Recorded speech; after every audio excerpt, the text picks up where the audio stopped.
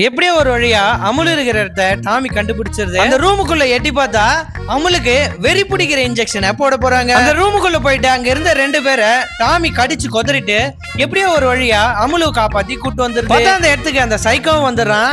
என்ன மீறி போயிடுங்க பாக்கலாம் அப்படின்ற மாதிரி திமிரா வழியிலே நின்னுட்டு இருக்கான். அந்த இடத்துக்கு பார்த்தா ப்ரூடோவும் வந்துடுறான்.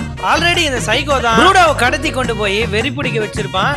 இதுதான் சான்ஸ்னு சொல்லிட்டு ப்ரூடோவும் அவனை கடிச்சு கொதற ஆரம்பிக்குது.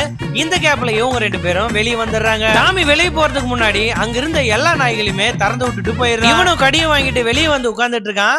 பார்த்தா எல்லா நாய்களும் இவனையே முறைச்சிட்டு இருக்கு. டாமியும் அமுலுவும் தப்பிச்சு வெளியே போயிட்டு இருக்கும்போது ஒரு கட்டத்துக்கு மேல அமுலுவால நடக்கவே முடியல. ஒரே எட்டு பட்டுறா. காலைல விடிஞ்ச உடனே பார்த்தா இவங்க ஓனரோட ஃபேமிலி டாக்டர் அங்க ஜாகிங் போயிட்டு இருப்பாரு. அவரும் ஒரு இடத்த ஆச்சரியமா பாத்துட்டு இருக்காரு.